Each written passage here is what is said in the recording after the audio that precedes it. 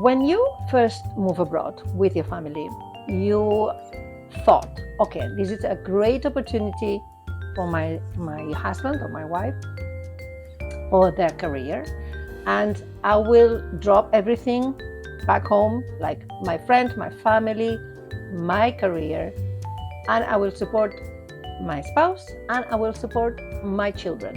And then you move abroad. And you never thought that what you will have to pay was part of your identity. Not only your roles back home, but your identity. And that is bringing you a lot of self-doubt. Is this you? Okay, let me talk about how can you overcome a little bit this self-doubt. We talk about this more in my programs, coaching, in my, helping other experts. So if you want to join, I'm preparing a new group coaching. So if you want to join, you can sign up in the wait list. You will find the link in the section below. But the most important thing is about how to overcome this self-doubt. Because, look, living abroad, it will affect you in many areas of your life. But self-doubt is important to overcome that, because otherwise you cannot first be yourself, knowing your worth, that is really important, but also you cannot provide for your family. You cannot be there for your family. You cannot support your spouse, your children. So the first thing to understand is self-doubt is not about failing in the new life abroad, right? If you cannot manage a daily routine that you used to be like, so easy, you were doing that in automatic, and now it takes a lot of effort for you. Silly things, that is the important, what it surprised the most is they are the silly things.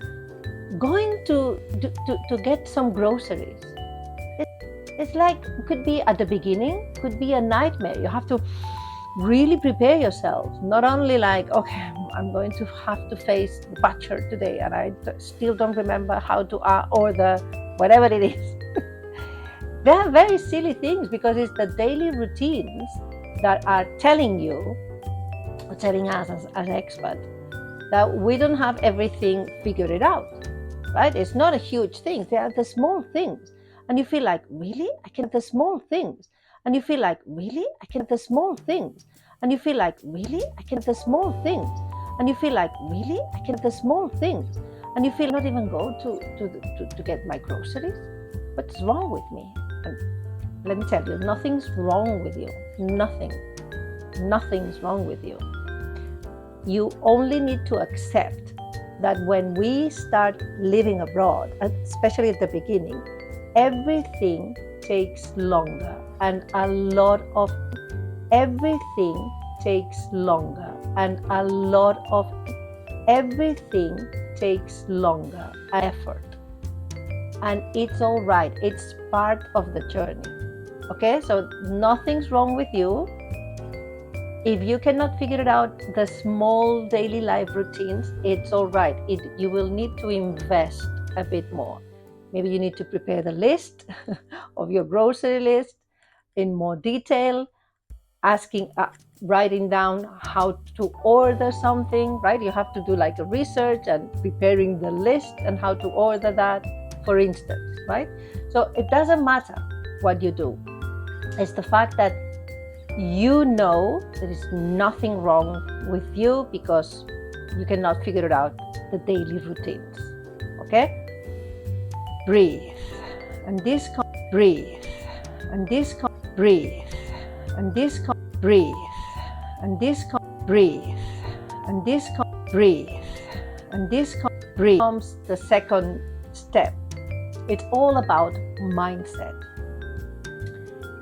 Living abroad will bring you like a lot of challenges about yourself, about realizing how you think, and so many things you were taking for granted while you were, in your back home. And now those things are challenging you. And the mindset is about moving from a fixed mindset, thinking like, okay, whatever I know it works, I don't overthink. I don't think about it anymore. I just do it this way, because this is the way we do things.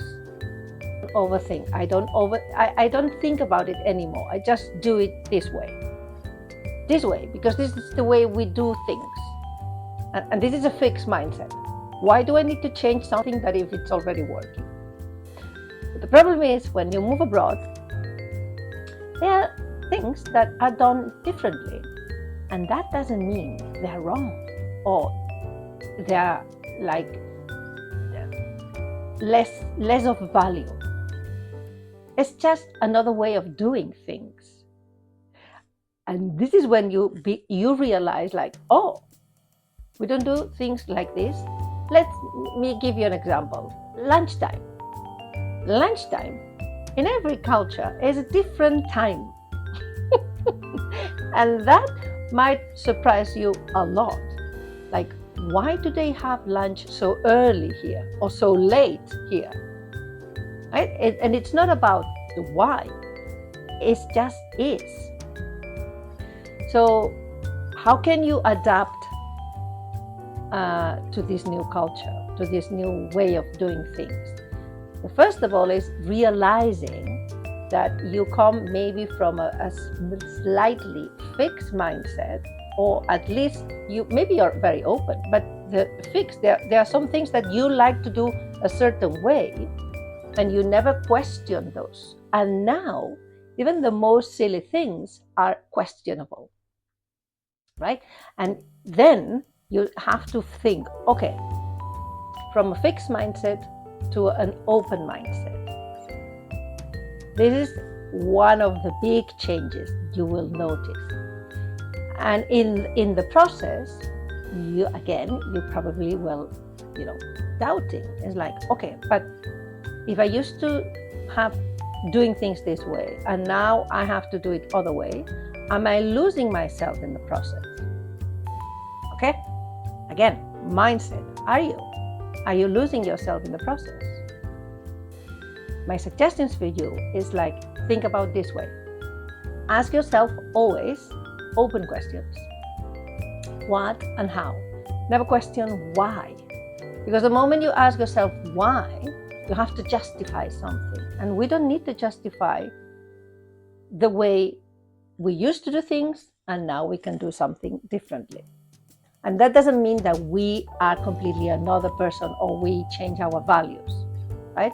You are who you are because of your values, not because how you do things are completely another person or we change our values. Look, when I'm in Japan, the moment I enter a house, I take my shoes off. This is kind of an immediate reaction. And when I go to Barcelona, my parents, they don't do that. And look, at the beginning, it's kind of awkward to don't take my shoes off. And maybe, even for my parents, if somebody takes the shoes off when they enter in the house, they found it a bit offensive. It's like, why do you take your shoes off? Like, bare feet?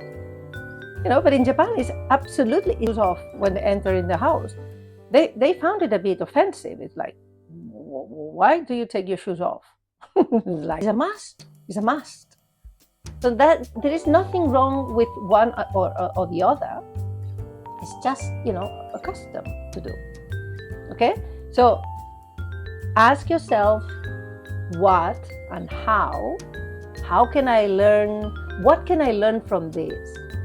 Or how to implement a new way of doing things instead of just why. Why do they eat this early? What, there is no because. It's just, it is. So okay, if all these things are overwhelming you at the beginning, you feel bombarded that so many things are different, I recommend this third idea, which is going for a walk, especially in nature. This is the best way to not only reconnect with yourself, but connect with your new environment.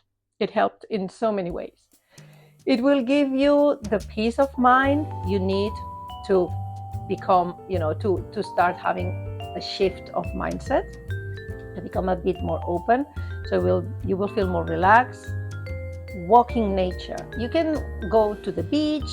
If you are in a seaside country, you can go to the beach. If you are in a seaside country, you can go to the mountain, a park. It doesn't matter. It doesn't matter where you go, as far as it's something related to nature. Even if you're living in a city, I'm sure you can find a park, right? And go to the park, take a walk. Maybe you can run, jogging in the morning. Feel like at ease there. Spend some time there. Maybe it's listening to a podcast, right? If you feel like, okay, I don't just like walk. Okay, walk your dog. Listen to a podcast. Do some running. Or even take your journal and go to the park, nature, and write some ideas, something you want to just let it out. Okay? I hope this helps. Again, if you want to know more about my coaching program, sign up for the waiting list. I can share you as well some freebies, some documents, some guidelines for you to feel more at ease living abroad. Everything you will find it in the description section below. And of course, please subscribe to my channel, and then we can, interact a bit more. Ask me questions you want to know about how is life living abroad. Okay? And I'll see you in my next video. Bye.